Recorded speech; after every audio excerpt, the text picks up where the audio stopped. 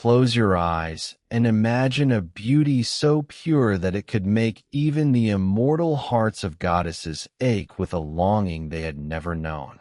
This is the story of Adonis, a child born from a secret and a curse, who grew into a man so radiant that the world itself seemed to hold its breath in his presence. Tonight we shall wander through the ancient forests where Aphrodite found him and through the silent shadows of the underworld where Persephone claimed him as her own. We will follow the path of a soul torn between the warmth of the sun and the cold embrace of the earth, as two powerful queens fight for a love that no mortal was ever meant to hold. Before you surrender to the stillness of the night, discover the legend of the one who became the very symbol of everything that blooms and fades, and find peace in the eternal rhythm of a story that never truly ends. To truly understand the beauty of Adonis, one must travel back to a time when the air was thick with the scent of ancient spices and the shadows of the Levant were long and deep. It all began with a secret that should have stayed hidden, the story of Princess Myrrh. She fell under the spell of a longing so forbidden, so powerful, that for her, the line between love and madness simply dissolved. Forced to flee into the wilderness, she was consumed by a sorrow that no human words could heal, until the gods, in their strange and silent mercy, transformed her into a tree. But since you are in no rush tonight, I shall tell you the story in full, just as these ancient legends were meant to be told, whispered through the dark for over 4,000 years. Imagine the palace of Cinyras, king of Cyprus, where the halls were lined with cedar and the floors were cool to the touch even in the height of summer. Here, the young Princess Myrrh lived, a soul of such grace that she was admired by many, yet within her a storm was gathering that no one could see. It began not as a choice, but as a shadow cast by the goddess Aphrodite herself, a divine whisper of vengeance that turned Myrrh's heart away from the suitors of her own age and toward the one person who was forbidden above all others, her own father.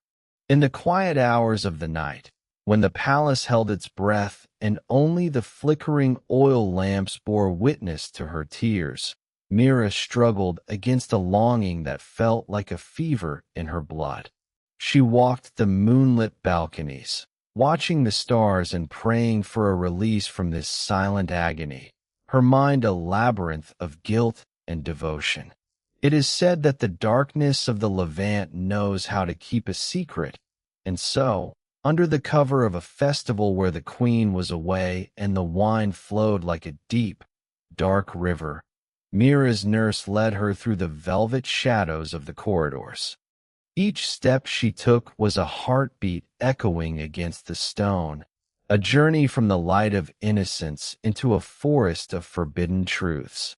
In the absolute silence of the king's chamber, where the air was heavy with the scent of lilies and old parchment, the lines between daughter and lover vanished in the gloom. 12 nights they shared in that dreamlike state, a union born of a goddess's spite and a mortal's desperation, until the light of a single candle revealed the truth and shattered the world they had built in the dark. Heartbroken and hunted, Myrrh fled the golden gates of her home, her feet carrying her across the shifting sands and through the tangled brush of distant lands. She ran until her strength failed, until her spirit was as frayed as her silken robes, and as she collapsed under the vast, uncaring sky, she made one final plea, to be neither among the living nor among the dead. And the earth, hearing the sorrow of a mother who carried a miracle within her, began to respond. As she collapsed under the vast, indifferent sky, her strength spent and her spirit frayed, Myrrh breathed out one final, desperate prayer. She asked to be taken from the world of men, yet feared to enter the kingdom of the dead. She sought a middle path, a place where her shame could be forgotten, but the tiny, miraculous heartbeat she carried within her might still endure. For she was not alone in her flight. Deep inside her, a new and radiant life had already taken root, a child of gold growing in the shadows of her sorrow. The gods, moved by a rare and quiet compassion, reached down to answer her plea. It was not a punishment, but a sanctuary. As her feet touched the warm earth, they began to stretch and deepen into sturdy roots, and her skin, once as soft as silk, hardened into the fragrant, silver bark of a myrrh tree. Her arms reached toward the stars, turning into elegant branches that sighed in the wind, while her tears transformed into precious droplets of bitter resin. She was no longer a woman, and not yet a memory, but a living cradle of wood, protecting the secret life that continued to pulse within her trunk, waiting for the moon to signal its time to bloom. Imagine the stillness of the desert night where the only sound is the sighing of the wind through the leaves of the myrrh tree, a trunk of silver bark that weeps golden tears of bitter resin. For 9 long months the wood grows and stretches, holding within its core a life that is part divine and part mortal, a secret heartbeat pulsing beneath the rough exterior. And then, as the full moon reaches its zenith and bathes the world in a pale, ethereal light, the bark begins to ripple like water. There is no violence in this breaking, only a soft surrender as the tree opens its heart to the stars, and from the fragrant split emerges a child of such blinding perfection that the very nymphs of the forest gasp in wonder. They gather him up in arms of moss and vine, washing away the sticky sap with the cool waters of a hidden spring, marveling at a face that seems to hold the light of the morning sun and the stillness of the midnight forest all at once. This is the moment the world changed, for the scent of myrrh would forever carry the memory of this miraculous birth, the beginning of a life that would capture the hearts of goddesses and lead us into the deepest mysteries of the soul. The infant was so breathtakingly beautiful that even the stars above seemed to shiver and fall silent, pausing in their eternal dance just to catch a glimpse of him. His skin was as pale and pure as fresh milk, a soft light against the rugged bark, while his hair was as dark as the velvet night from which he had emerged. But it was his eyes that held the greatest wonder. They were so clear, so deep, that one could see the reflection of the entire universe shimmering within them, as if he carried the secrets of the heavens in his very gaze. The nymphs of the desert, spirits of the sand, and the hidden springs felt a weight of destiny that no ordinary babe possessed. He was a being born of tears and resin, woven from both a curse and a prayer, a child of shadow who was destined to become the light of the world. They named him Adonis, a title meaning Lord, for even in his infancy, there was a quiet majesty about him, an ancient grace that caused the very trees to bow their heads and the winds to soften into a lullaby. He was the earth's most precious secret, a mortal boy with the soul of a god, waiting for the day his beauty would change the course of Olympus forever. Aphrodite, the goddess whose life was a tapestry of golden light and calculated desires, soon felt a strange, magnetic pull toward the mortal realm. Atop Olympus, she was the queen of passion, often found in the iron embrace of Ares, weaving clever webs of deception to hide their fire from her husband's watchful eyes. She was a mother, too. Her son Eros was her constant shadow, the winged architect of the very longing she commanded. But what she felt when she looked down at the infant Adonis was something altogether different from the heat of a lover's bed or the familiar pride of a mother. She descended from the heavens, her radiant presence softening as she reached the fragrant grove. When she finally gathered the child into her arms, her heart, so used to the thrill of the chase and the playful cruelty of her own power, felt a sudden, grounding weight. It was a tenderness that felt almost like a weakness, a protective instinct so sharp it startled her. She looked at Adonis and saw a beauty that was not just a reflection of her own grace, but something fragile and earthly, a life that needed more than just a goddess's whim to survive. Knowing she could not keep him amidst the restless storms of Olympus or the dangerous jealousies of her lovers, she decided to hide him where even the gods might forget to look. Wrapping him in a veil of starlight, she carried him down, deep into the velvet silence of the underworld, to the palace of Persephone, the queen of shadows. "Take him," Aphrodite whispered, her voice like a cool breeze in the airless halls of the dead. "Nurture him as if he were your own. Let him grow in the safety of your silence, far from the burning eyes of the sun and the wars of men, until he reaches the dawn of his manhood. Only then shall I return to reclaim him." Persephone looked down at the sleeping babe, and as her fingers brushed his warm cheek, she felt her own heart, a heart accustomed to the chill of stone and the long, gray shadows of the abyss, begin to thaw like spring ice.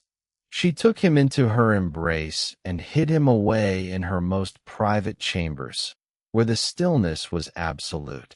She did not know then that this child, born of a mother's tears and protected by a goddess's secret, would one day become the source of her greatest sorrow and the teacher of her deepest lesson in love.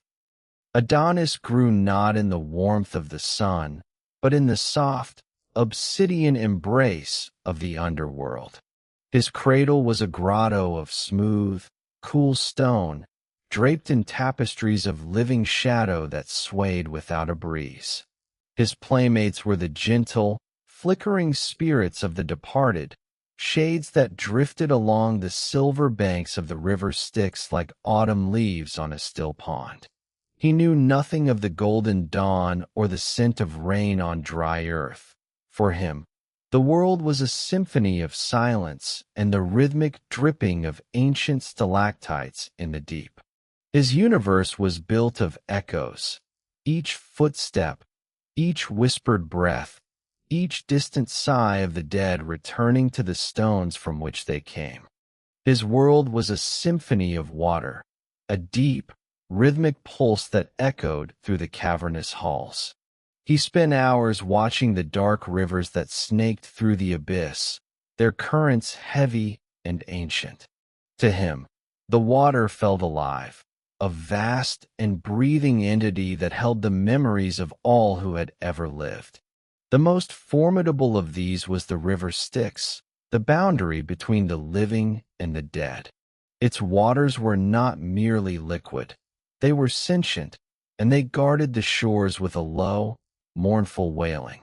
Whenever Adonis drew too close to its iron-gray banks, the river would rise in a chorus of spectral howls, a warning to any soul that dared to touch its sacred flow. He had heard the whispers of the shades, that these waters were a double-edged gift. They could grant a warrior invulnerability, making his skin as impenetrable as diamond, yet they demanded a terrible price in return. Somewhere in the far-off future, a mother named Thetis would come here, dipping her son Achilles into these very depths, holding him only by his heel. But for now, the Styx remained a terrifying, untouchable mystery to the young boy. Persephone's protection was absolute, and there were parts of her kingdom that remained forbidden to him. He was never allowed to approach the triple-headed guardian, Cerberus, whose snarling breath smelled of sulfur and ancient earth. The great hound's iron chains rattled like thunder in the distance, and though Adonis felt a strange, lonely kinship with the beast, he remained in the quiet safety of the palace, a golden bird in a cage of shadows. Yet, the silence was once broken by a melody so hauntingly beautiful that even the river Styx ceased its howling to listen. Adonis had watched from behind a marble pillar as a mortal man named Orpheus descended into the dark, his fingers dancing across the strings of a golden lyre. The boy saw the tears of the shades, saw the three-headed dog bow its heads in sorrow, and watched as even the cold, stony hearts of Hades and Persephone began to soften. He witnessed the desperate hope in Orpheus's eyes as he led his beloved Eurydice toward the distant light of the surface, and the shattering silence that followed when the musician turned too soon. Watching this, Adonis felt a new kind of ache in his chest. He realized then that there was a world above where music was born from light, and that love was a force even the Queen of Shadows could not fully contain. He learned the language of the stones and the wisdom of patience, but after Orpheus left, the fire in his eyes burned brighter than ever. He was no longer just a child of the underworld. He was a soul waiting for its own song to begin. For deep within him, beyond the reach of the cold rivers and the silent halls, his spirit remembered something that no shadow could touch. The pulse of a life he had never lived, the warmth of a sun he had never seen, the promise of a spring that was yet to come. Yet, even in this kingdom of eternal twilight, the soul has its own memory. Sometimes, as he sat by the dark, glassy waters of the underground rivers, Adonis would tilt his head back, looking toward the vaulted ceiling where no stars ever shone. He felt a mysterious pull, a longing for a light he had never seen and a song he had never heard. It was as if his very blood remembered the sun-drenched gardens of his mother's dreams, reaching for something nameless, something radiant, that lay just beyond the veil of the earth. Persephone loved him with the quiet, aching devotion of a queen who had long ago forgotten the touch of the summer wind. She was his protector and his teacher, guiding him through the labyrinthine halls of her realm. She taught him the language of the stones, the wisdom of patience, and the grace of accepting that which cannot be changed. She wrapped him in the cool silk of the underworld, hoping to keep him forever in the safety of her shadows. But beneath the calm surface of his gaze, a spark was smoldering, a fire that the gray mists of Hades could not extinguish. For Adonis was a child of the earth and the sky, and though he walked through the valley of the dead, the pulse of the living world beat within him, steady and insistent, waiting for the moment he would finally step into the light. In the underworld, where the sun never rose and the stars never set, years stretched out like slow droplets of resin, and Adonis learned to measure time by the heavy rhythms of the shadows. Often, he would sit upon a high, jagged cliff of obsidian, looking down at the fog-shrouded banks of the Styx, where eternity met oblivion. There, he watched two beings whose destinies were woven into the very fabric of the abyss long before the first mortal breath was drawn. The first was Charon, the silent ferryman of souls. Adonis watched his hunched figure, draped in a tattered cloak the color of twilight, as he stood at the stern of his weathered skiff. Charon was the son of Erebus, the primordial darkness, and Nyx, the goddess of night. He was older than the Olympian gods and deeper than human memory. His task was infinite and unchanging, to accept a single copper obol from the shivering shades and row them across the morning waters to the gates of eternal rest. Those who came without a coin were doomed to wander the desolate shores for 100 years, and Adonis could hear their whispers, like the rustle of dry leaves in an autumn wind. In Charon's movements, the steady, rhythmic dip of his oar, there was such a heavy, ancient certainty that even the young Adonis felt his eyelids grow heavy as he watched the boat glide back and forth, in the gloom. And on the far shore, guarding the threshold of no return, sat the one Adonis was never permitted to touch, the great hound, Cerberus. He was the offspring of the terrifying Typhon and Echidna, a brother to the Hydra and the Chimera. But here, in the halls of Hades, he was more than a monster. He was a sacred guardian. His 3 heads never slept at the same time. While one drifted into dreams, the other 2 remained ever vigilant, their eyes glowing like dying embers in the dark. His manes were a tangle of hissing serpents, and his low growl vibrated in Adonis's chest like the tolling of a subterranean bell. Yet, Adonis often looked upon Cerberus with a strange, quiet sympathy that only one captive can feel for another. He saw how the queen, Persephone, would sometimes approach the beast, and how the great hound would bow all 3 heads in submission, becoming as still and docile as a common dog. In this realm where everything seemed frozen in stone, Charon and Cerberus were the living breath of order. One ensured that no soul entered without invitation, and the other ensured that no soul ever left. Watching them, Adonis realized that the underworld was not merely a prison, but a vast and intricate clockwork where even the most fearsome monster and the grimmest ferryman had a sorrowful, vital role to play. And in that great silence, lulled by the rhythmic splash of Charon's oar and the distant, drowsy rumble of Cerberus's breath, the boy learned the deepest lesson of the dark, that everything which has a beginning must eventually find its way to these misty, silent shores. The seasons of the upper world had turned many times, though in the underworld, time remained a still and stagnant pool. Yet, even in the darkness, life finds a way to reach its zenith. Adonis had grown into a young man of such breathtaking grace that the very shadows seemed to contour themselves around him in admiration.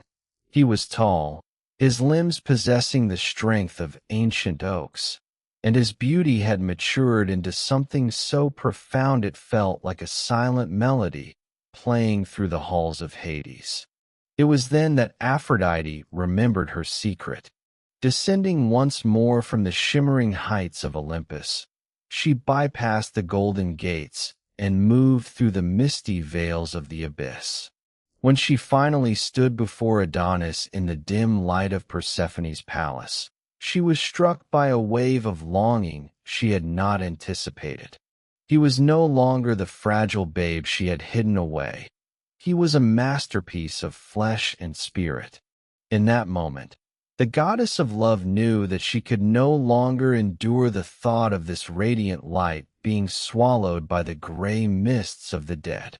"I have come to claim what is mine," Aphrodite's voice rang out, a silver clarion call that pierced the heavy silence of the throne room.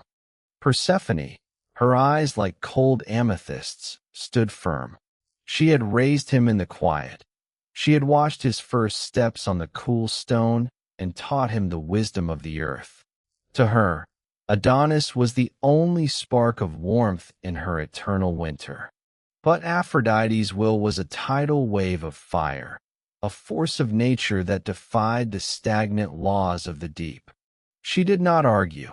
She simply reached out and took Adonis by the hand. Her touch was like a spark to dry kindling, a surge of heat that the young man had never known.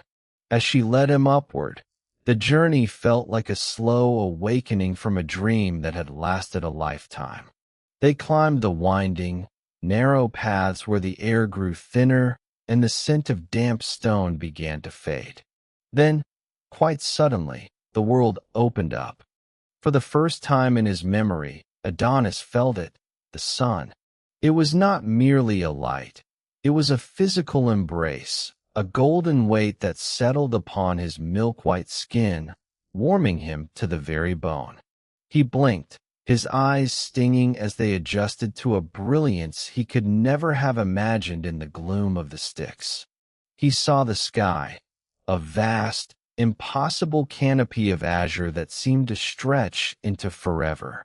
He saw the green of the trees, a color so vivid it felt like a shout, and heard the wind whispering through the leaves, a chaotic, beautiful music that made the silence of the underworld feel like a distant memory.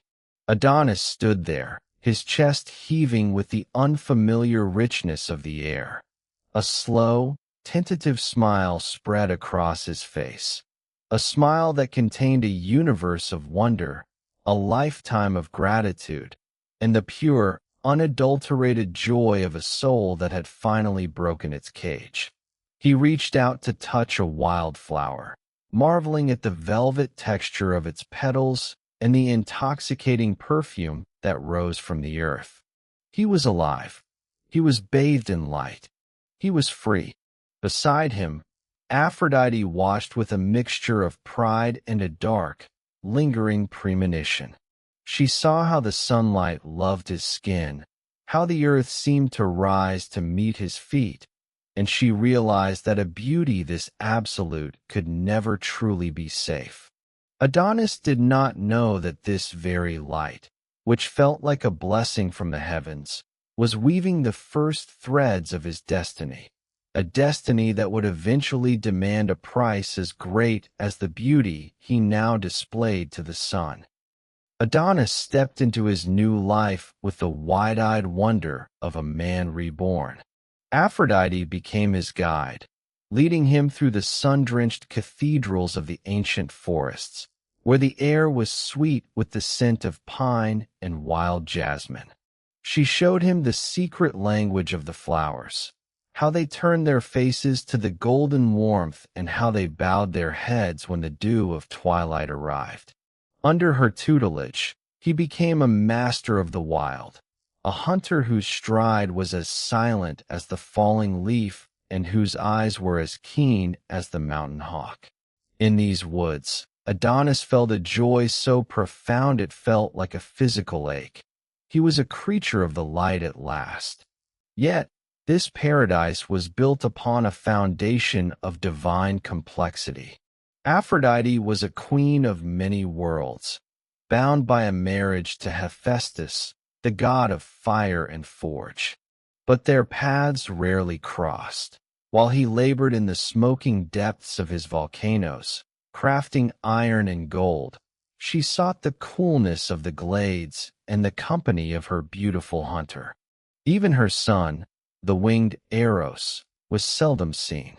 He was forever soaring across the world on his mother's errands, weaving threads of desire between mortals and gods, leaving Adonis to experience the goddess's undivided and often stifling devotion. In the heat of the afternoons, Aphrodite would lead him to the edges of the wine-dark sea, the place of her own birth. Here, she taught him the art of the water, not the dark, wailing waters of the Styx, but the rhythmic, salt-touched pulse of the Mediterranean. She showed him how to surrender his body to the waves, floating in the turquoise shallows where the water felt like liquid silk against his skin. She taught him to find delight in the white sea foam, the aphros, which swirled around his limbs like lace, cool and effervescent. In these moments, as he emerged from the surf with his hair darkened by the sea and his skin shimmering with salt, he looked like a god himself. But beneath this veneer of happiness, a cold wind was beginning to blow. Adonis wished only to be a mortal man, to hunt with the rising sun, to laugh with the nymphs of the grove, and to love without the weight of destiny. He did not know that his happiness was as fragile as a single petal in a storm. High on the throne of the underworld, Persephone had not forgotten the boy she had raised in the silence. Her patience was like the roots of a mountain, deep, dark, and infinite. She sat in her palace of shadows, counting the days, knowing that the laws of the universe were on her side. Adonis was unaware that his beauty, which he wore as a gift, had become a trophy in a war he did not understand. He was the field upon which two great goddesses would soon do battle, a plaything of the immortals who refused to let him go. As he slept in the soft moss, dreaming of the hunt, the threads of his fate were already being tightened, and the sun that warmed his face was already beginning its slow, inevitable descent toward the horizon. As the days turned into a golden blur of sun and shadow, a transformation began to take hold of Aphrodite, one that even the halls of Olympus had never witnessed. For the first time in her immortal existence, the goddess of love began to love not as a sovereign deity who demands worship, but as a woman who seeks only the presence of her beloved. The fires of her old passions, once so wild and destructive, began to dim. The secret, stolen hours she once spent in the ironclad embrace of Ares grew fewer and farther between. The thrill of deception, of weaving webs to hide her dalliances from her husband Hephaestus, no longer held its charm. The god of war stood forgotten in the smoke of his battles, for Aphrodite had found a peace that no conquest could ever provide. Her entire universe narrowed until it contained only the forest glades and the breathing presence of Adonis. She shed her divine pride like a heavy golden garment, content to walk barefoot through the damp grass, her hair tangled with wild jasmine, following him through the deep green silences of the woods.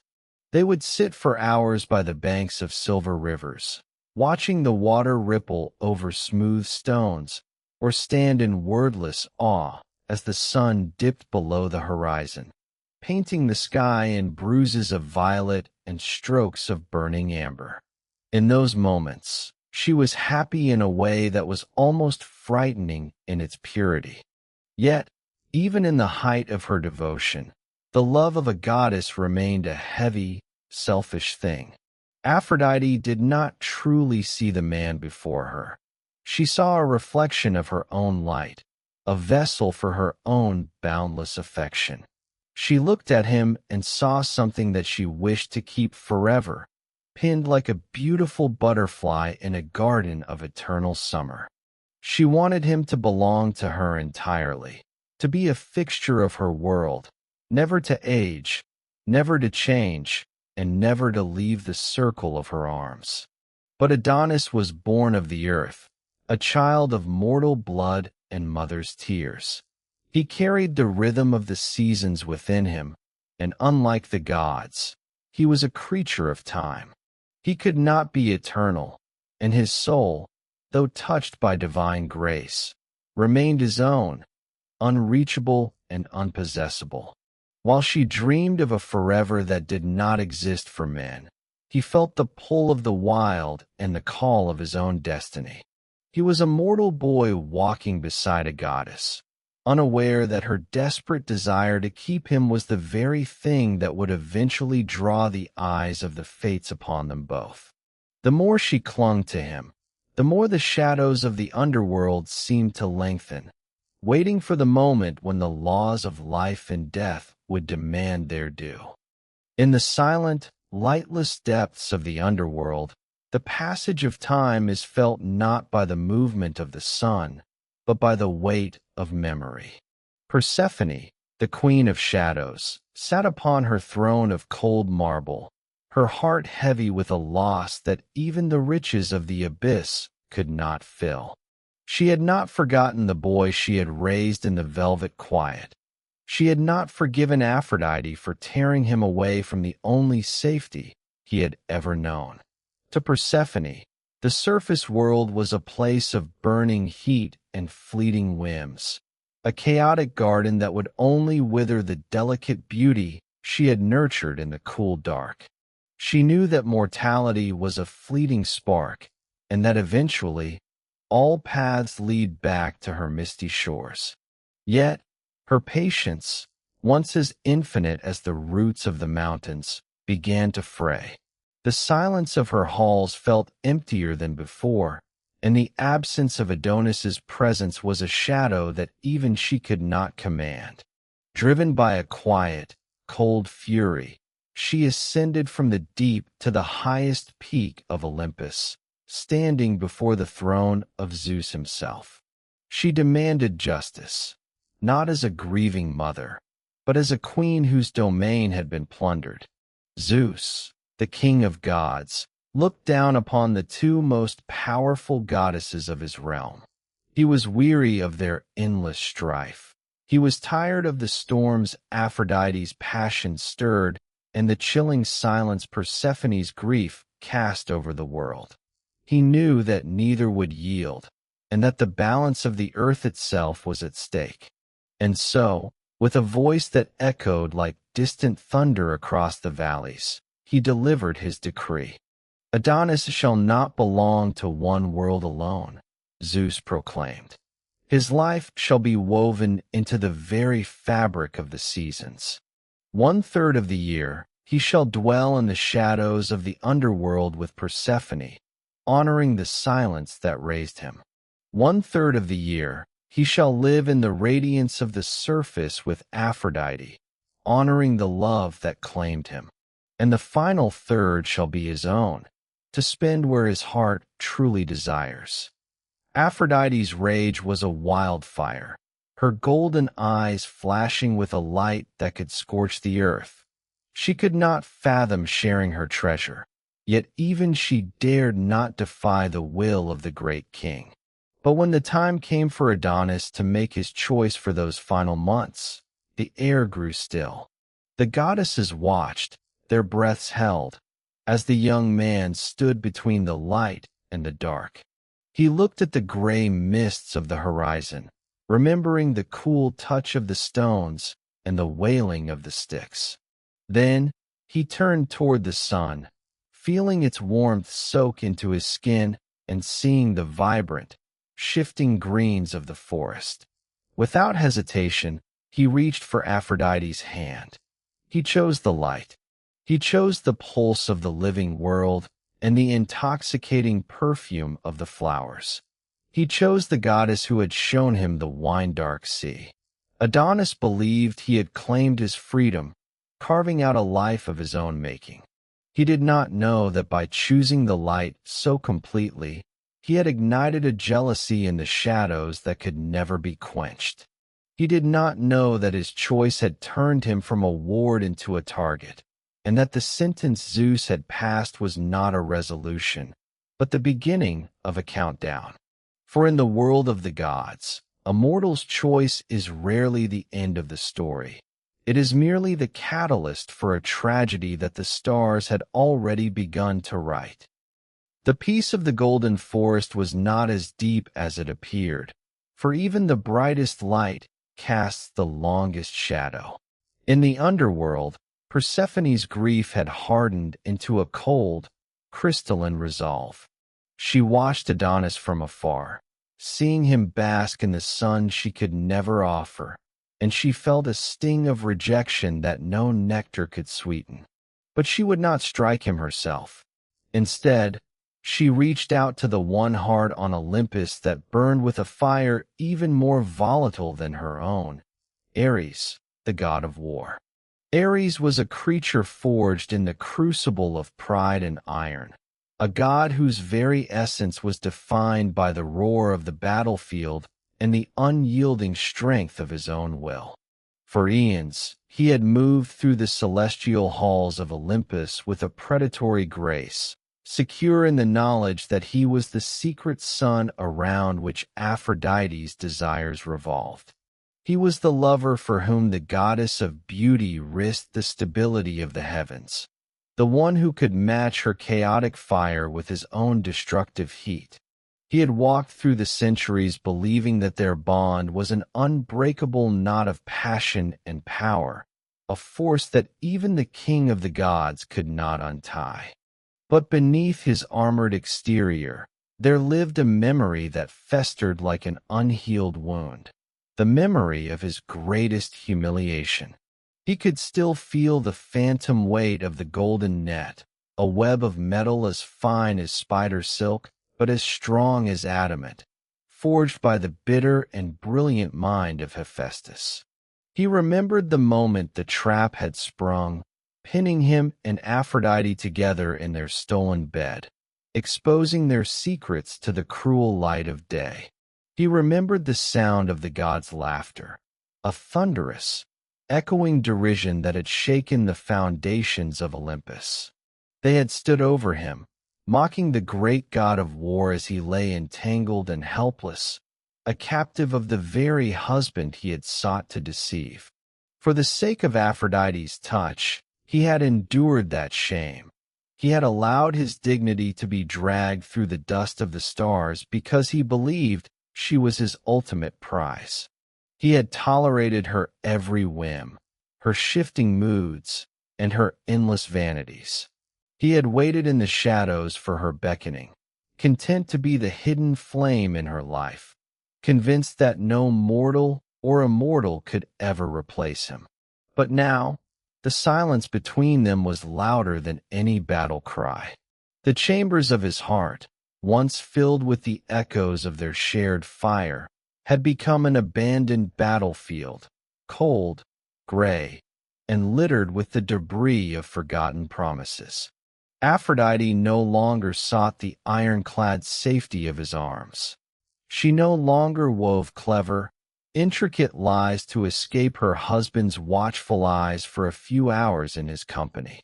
The fire in her gaze, which had once burned exclusively for the god of war, had turned soft, distant, and maddeningly gentle, focused entirely on a mere mortal who did nothing but hunt in the silent glades of the forest. The thought of Adonis was a poison in Ares's veins. It was not merely that she loved another, it was that she loved a creature of clay, a boy whose life was but a heartbeat in the eyes of a god. To be replaced by a king would have been a wound, but to be replaced by a hunter who knew nothing of war or sacrifice was an insult that Ares could not endure. Every time he looked down from his high fortress and saw them together, Aphrodite laughing as she followed Adonis through the trees, her hand resting lightly on his shoulder, the scars of the golden net seemed to burn anew. He realized that the goddess had not just left his bed.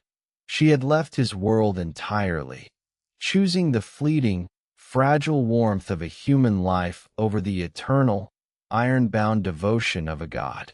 When Persephone's messenger finally arrived, whispering of the boy's choice and the goddess's absolute obsession, Ares did not roar. He did not reach for his spear. Instead, he felt a cold, calculated stillness settle over him. The god of war understood then that this was not a battle to be won with honor or strength, but a hunt to be finished with cruelty. He would become the very shadow that haunted Adonis's paradise. He would take the form of a beast, a primal force of nature, and he would tear the heart out of Aphrodite's new world. If he could not have her devotion, he would ensure that she would never again find joy in the arms of the mortal who had dared to stand in his shadow. Under the cover of a bruised and heavy sky, Ares descended. He did not come as a god in golden armor, for that would be too quick, too honorable. He shed his divine form and twisted his essence into something primal and monstrous. He became a great wild boar, a mountain of dark fur and jagged tusks, with eyes that glowed like the dying embers of a sacked city. He was a creature of pure, concentrated hatred, a manifestation of every slight, and every moment of neglect he had felt. He moved through the undergrowth not like an animal, but like a shadow, his breath smelling of sulfur and ancient blood. He waited in the deepest thickets of the forest where Adonis loved to hunt, a silent predator born of a goddess's spite and a god's broken pride. The birds stopped their singing, and the wind itself seemed to hold its breath as the boar settled into the darkness, its tusks sharpened by the bitterness of a lover scorned. Adonis, laughing as he chased the light, had no idea that the forest he loved had become a trap, and that the war he had tried to avoid had finally found him in the heart of his paradise. The dawn broke over the forest in a wash of pale rose and gold, casting long, dancing shadows across the dew-kissed moss. Adonis stepped out into the crisp morning air, his chest expanding with the pure, cool breath of the waking earth. He felt a strange, electric vitality humming through his limbs, a sense of belonging to the light that was more powerful than ever before. To him, this was simply another day in paradise, another opportunity to trace the hidden paths of the woods and listen to the ancient gossip of the trees. He did not know that the sun climbing the horizon was marking the final hours of his earthly journey. He did not know that the forest he called home had already turned into a gilded cage. His stride was effortless, the movements of a man who had mastered the rhythm of the wild. As he moved deeper into the emerald heart of the grove, the world seemed to celebrate his presence. The birds wove a tapestry of song above his head, and the wind whispered secrets through the leaves, brushing against his skin like a lover's touch. Adonis felt free, liberated from the heavy silence of the underworld and the stifling weight of divine obsession. In this moment, he was neither a trophy for Persephone nor a mirror for Aphrodite. He was simply a hunter, alive and vibrating with the joy of the chase. His heart beat with a steady, hopeful drum, unaware that every step was leading him toward a darkness that no sun could dispel.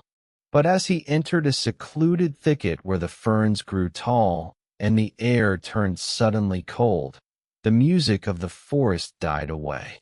The birds fell silent, as if held by an invisible hand, and even the rustle of the leaves ceased.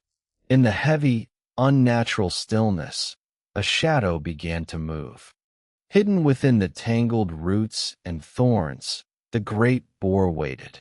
It was a creature of nightmare, a mountain of bristling black fur and jagged, ivory tusks that shimmered with a predatory glint. But this was no mere beast of the earth. Behind those burning, amber eyes lurked the cold, calculated fury of Ares, the god of war. He watched Adonis with a gaze that had seen civilizations fall, his breath coming in low, sulphurous huffs that sent a shiver through the very ground. The god-beast did not move with animal instinct. He moved with the precision of a vengeful spirit, his entire being focused on the boy who had dared to replace him in the heart of the goddess of beauty.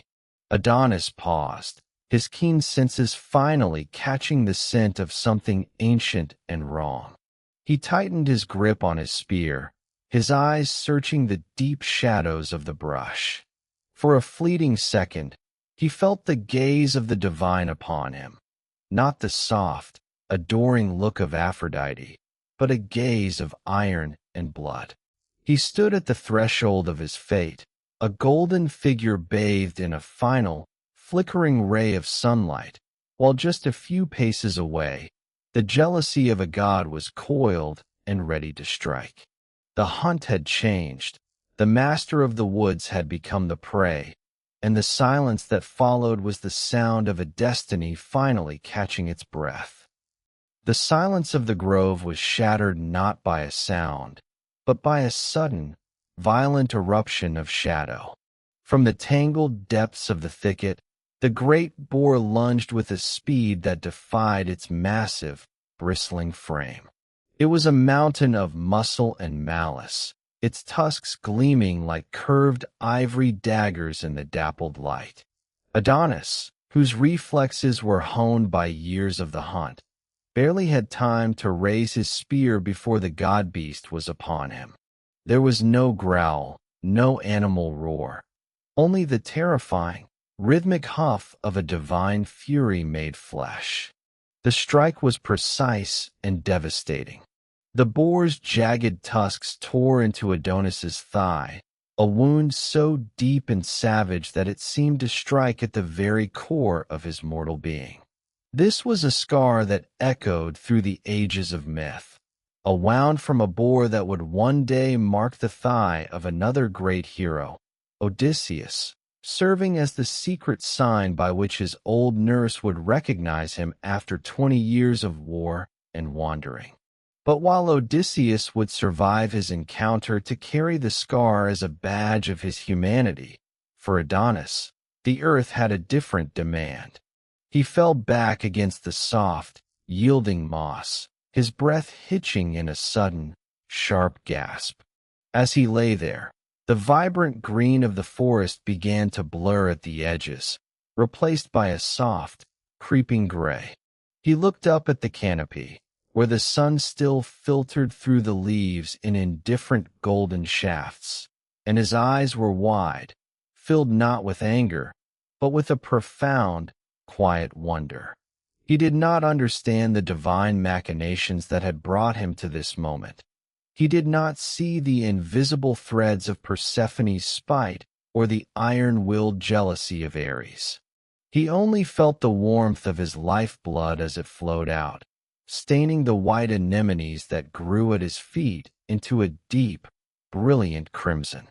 In those flickering moments, as the pain began to recede into a strange, numbing cold, Adonis felt a familiar sensation. It was the weight of the underworld calling to him, not as a prison, but as a homecoming. He felt his soul, which had basked so briefly in the scorching intensity of the sun and the frantic love of a goddess, finally beginning to untether itself. The struggle was over. The choice he had made for the light was being balanced by the gravity of the dark. As his gaze fixed on a single, drifting leaf above him, the frantic pulse of the living world faded into a gentle, rhythmic hum, very much like the steady, patient rowing of Karens or in the distance. He was no longer a hunter, no longer a trophy. He was a soul drifting back toward the velvet silence, leaving behind a world that was too bright, too loud, and too heavy for a creature so beautifully fragile. The cry of Adonis was not a loud sound, but it rippled through the divine essence of Aphrodite like a stone cast into a mirror-still lake. From the sun-drenched heights of the hills, she felt the fraying of his life thread and descended like a falling star. She tore through the brambles and the thickets, her golden robes snagging on the thorns she had once taught him to avoid, until she reached the silent, cooling clearing. There, in the heart of the emerald gloom, she found him. Adonis lay upon the moss, his strength spent, his body as pale and beautiful as a fallen statue of marble. His blood, a vibrant and startling crimson, had seeped into the dark earth, mingling with the scent of crushed herbs and damp stone. His eyes, which had so recently sparkled with the wonder of the first sunrise, were closed now, veiling a world he had only begun to understand. Aphrodite fell to her knees beside him, a sound escaping her throat that was neither a cry nor a prayer, but a raw, ancient vibration of grief that shook the very leaves on the trees. She gathered his cooling form into her arms, pressing his head against her heart, as if her own immortality could bridge the gap between the living and the dead. She rocked him slowly, her golden hair veiling them both like a shroud. Her tears, heavy, crystalline drops of divine sorrow, fell upon his face, washing away the dust of the hunt, but they could not wash away the stillness that had settled over him. In this moment, the goddess of love was stripped of her vanity and her power. She was no longer the sovereign of Olympus or the lady of the sea. She was simply a witness to the fleeting nature of the things she loved. She realized the bitter truth of her existence. She could ignite the stars and stir the oceans, but she was not the mistress of the life breath. She could inspire a soul to soar, but she could not command it to stay once the fates had turned their spindles. She stayed there for a long time, a goddess cradling a ghost, while the forest grew quiet around them. The sun began to dip below the horizon, casting long, mournful shadows across the clearing. There was no magic yet, no transformation, only the heavy, rhythmic sound of a goddess's weeping and the distant, patient sigh of the wind through the pines. In that profound silence, the world seemed to stop its breathing, honoring the mortal boy who had been loved by a goddess and the divine sorrow that now draped the earth like a velvet blanket. The transition was not a journey of miles, but a softening of the light. As the warmth of the upper world faded from his skin, Adonis found himself once more upon the familiar, mist-shrouded banks of the Styx. The air was cool, smelling of wet stone and ancient memories, and the silence was absolute. But this time, he did not come as a frightened child hidden in a chest. He came as a man who had tasted the sun, carrying the scent of pine and sea foam into the depths of the earth. Persephone was waiting for him at the threshold of her ebony palace. She did not approach with the triumph of a conqueror, nor did she gloat over her victory in the divine dispute. She stood as one who had simply waited for the inevitable return of a wandering soul. As she looked upon Adonis, his form still radiant even in the dimness of the abyss, she felt no surge of pride. Instead, a profound and unexpected sadness washed over her. She saw the marks of the world above upon him. She saw the lingering shadow of the sun in his eyes and the memory of Aphrodite's touch in the way he carried his head. She realized then that though he was back within her reach, he would never truly belong to the dark again. He was a creature of the threshold, forever haunted by the light he had chosen. Approaching him with footsteps as light as falling ash, the queen of the underworld reached out and brushed a stray lock of hair from his brow. Her hand, usually as cold as the winter soil, felt a strange, stirring warmth.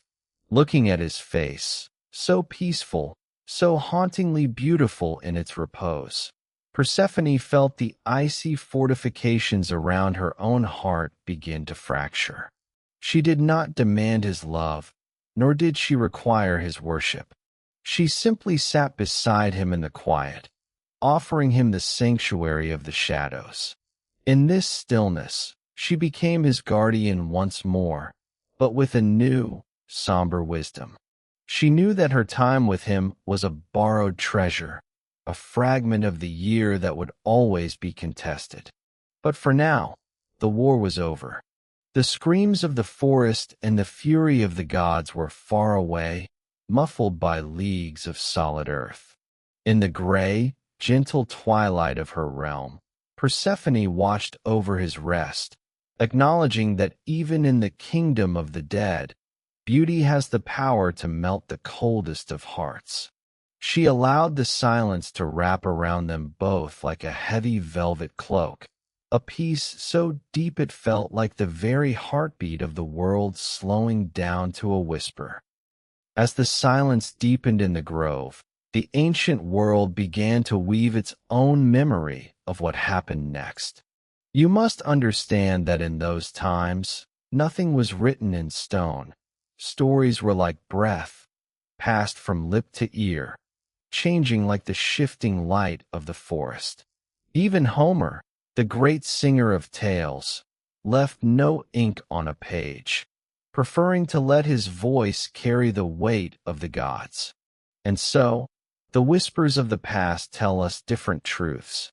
One ancient whisper, from the poet Bion, tells us that the earth could not simply absorb such sorrow. He sang that where the crimson blood of Adonis touched the soil, the very first roses began to bloom, thick, red, and defiant. And where the crystalline tears of Aphrodite fell, there rose the anemones, the windflowers, delicate and pale. Blood brings forth the rose, and tears the anemone, the old verses say. But another whisper, carried by the poet Ovid, suggests a different magic. He spoke of Aphrodite sprinkling the blood with nectar, and from that sacred union of divine essence and mortal life, a single flower sprang forth, the anemone. It was a blossom of singular beauty but hauntingly brief life, its petals so fragile that the very wind that coaxes them to open is the same wind that sweeps them away. Aphrodite looked upon these flowers, the roses and the anemones, and she realized they no longer belonged to her alone. They belonged to the world. They would be a reminder that beauty is not a possession to be hoarded, but a gift to be shared. She saw that even in the wake of the most profound loss, the earth finds a way to speak, leaving behind seeds of hope where there was once only shadow. The blood of a hero and the tears of a goddess had become the heartbeat of the spring. As the silence deepened in the grove, the ancient world began to weave its own memory of what happened next. You must understand that in those times, nothing was written in stone. Stories were like breath, passed from lip to ear, changing like the shifting light of the forest. Even Homer, the great singer of tales, left no ink on a page, preferring to let his voice carry the weight of the gods. And so, the whispers of the past tell us different truths. One ancient whisper, from the poet Bion, tells us that the earth could not simply absorb such sorrow. He sang that where the crimson blood of Adonis touched the soil, the very first roses began to bloom, thick, red, and defiant. And where the crystalline tears of Aphrodite fell, there rose the anemones, the windflowers, delicate and pale. Blood brings forth the rose, and tears the anemone, the old verses say. But another whisper, carried by the poet Ovid, suggests a different magic. He spoke of Aphrodite sprinkling the blood with nectar, and from that sacred union of divine essence and mortal life, a single flower sprang forth, the anemone. It was a blossom of singular beauty but hauntingly brief life, its petals so fragile that the very wind that coaxes them to open is the same wind that sweeps them away.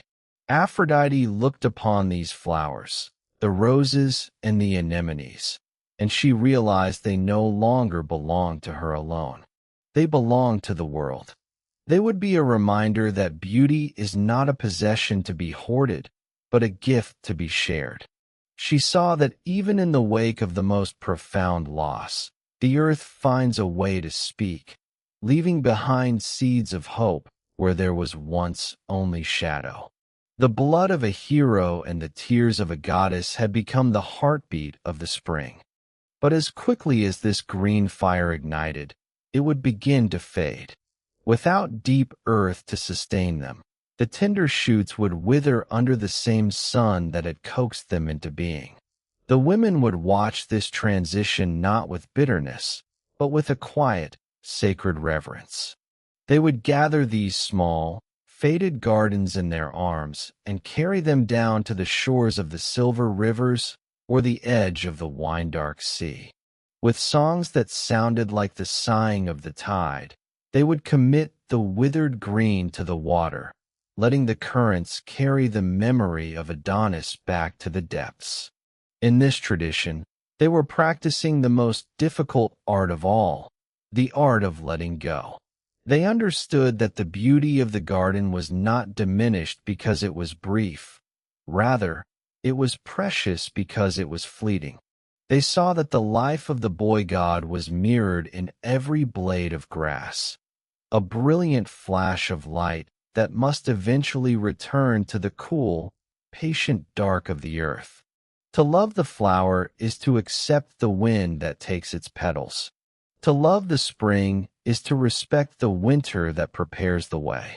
And so, the gardens of Adonis remain a message whispered through the centuries, that even the most fragile life leaves a mark upon the soul, and that in the grand rhythm of the world, nothing is ever truly lost. It only waits, dreaming beneath the soil, for the first warm breath of the south wind to call it home once more. As you listen now, imagine those small gardens drifting away on the water, taking with them every worry and every heavy thought, leaving you as light and as peaceful as a seed waiting for the spring. And so, my dear soul, we find that the myth of Adonis is no longer just a tragedy lost to the mists of time.